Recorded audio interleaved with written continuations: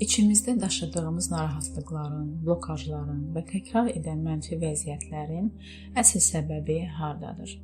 Bu sualın cavabı qədim Havai texnikası olan Ho'oponopono ilə tapmaq mümkündür.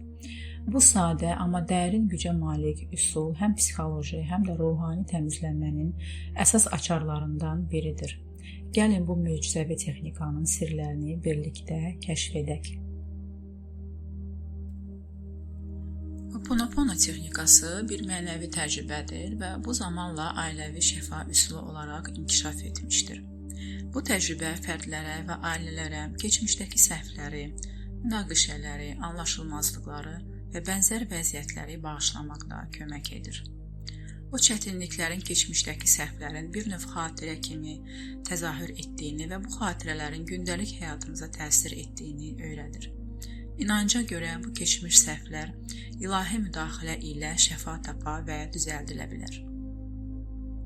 Ho'oponopono özünü və başqalarını günahlandırmanın problemi daha da böyütdüyünü vurğulayaraq, insanın reallığında baş verən hər şeyə, istər fiziki, istər zehni, istərsə də mənəvi olsun, məsuliyyət qəbul etməsi prinsipini təbliğ edir. Hətta başqalarının hərəkətlərinə və düşüncələrinə görə də məsuliyyət daşımaq anlayışı praktikanı yerinə yetirən şəxsin xarici şərtlər qarşısında gücsüzlük hissindən çıxaraq, güc və təsir sahibi olduğu bir düşüncə tərzinə keçməsini təmin edir. Bu isə onu gerçək dəyişiklik yaratmaq imkanına qovuşdurur. Bu texnika səni dərin enerji sistemi ilə yaxından tanış edəcək. Videonun altında sənə lazım olan kitab siyahısını paylaşacağam. Əgər maraqlansan, oxuya bilərsən. Bu texnikanın faydaları nələrdir? Daxili sülh və emosional azadlıq yaradır. Günahkarlıq, qəzəb və kin kimi enerjiləri neytrallaşdırır. Zərərli təkrar düşüncə və vəziyyətləri transformasiya edir. Özünü və başqalarını bağışlama gücünü aktivləşdirir. Daxili sabitliyi və ruhi balansı bərpa edir. Şəxsi və professional münasibətləri yaxşılaşdırır.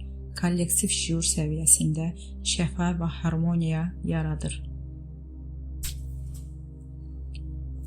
Ho'oponopono təcrübəsindən necə istifadə edə bilərsən? İlk növbədə qarşına çıxan problemi və ya münaqişəni müəyyən et.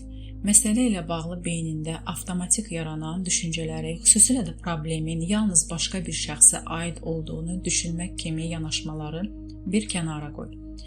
İkinci növbədə bu problemin sənin reallığında mövcud olduğuna görə tam məsuliyyəti öz üzərinə götür. Dünyada baş verən hər şeyin keçmiş düşüncə və əməllərin nəticəsi olduğunu qəbul et. Bu əməllərlə bağlı yaddaşlar həmin problemi ortaya çıxarır. Əgər qəbul etsək ki, biz keçmişdəki düşüncələrimizin, hisslərimizin, sözlərimizin və əməllərimizin toplamıyıq və bu yaddaşlar indiki həyatımıza və seçimlərimizə təsir edir, o zaman bu yaddaşları təmizləməklə həyatımızı, ailəmizi və cəmiyyətimizi dəyişdirə biləcəyimizi görə bilərik. Üçüncü növbədə düşüncələrimizdə, sözlərimizdə və əməllərimizdə olan səhvlərin təmizlənməsini istə. Əllərini qəlbinin üzərinə qoy. Gözlərini qapadaraq, hiss edərək bu sadə mantra və ya dua ilə Tanrıya, Yaradanına, sevgi enerjisinə yönələn müraciətlə edərək de. Səni sevirəm, üzr istəyirəm, məni bağışla, təşəkkür edirəm. Dördüncü növbədə daxildə baş verən bu təmizləmənin ilahi səviyyədə təsir etdiyinə və bütün əlaqədar insanlarda da dəyişikliklər yaratdığına inan. Bu mərhələ hər birimizin daha böyük bir bütövün, yəni bir-birimizlə bağlı olduğumuz bir sistemin parçası olduğumuzu qəbul etməkdir. Artıq problemi təhlil etməyə, çözməyə, idarə etməyə və ya nəzarət etməyə ehtiyac yoxdur. Sadəcə Yaradanın bu səhvi, düşüncəni və yaddaşı düzəltməsini istəmək kifayətdir. Bunu yalnız Yaradan edə bilər. Bu proses sadəcə buraxmaq və təmizlənməyə icazə verməkdir. Dini inanc və ya inancsızlıqla ziddiyyət təşkil etmir.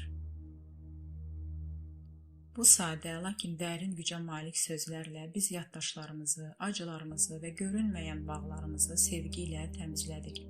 Hər dəfə səni sevirəm, üzr istəyirəm, məni bağışla, təşəkkür edirəm dedikdə, yalnız özümüz üçün deyil, bütün varlıq üçün şəfa çağırdı. Çünki biz birik, biz bütövlükdə bir yansımanın parçalarıyıq.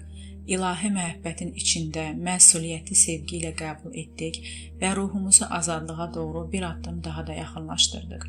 Artıq bilirik, şəfa başqasında deyil, öz içimizdə başlayır və hər şey sevgi ilə dəyişir.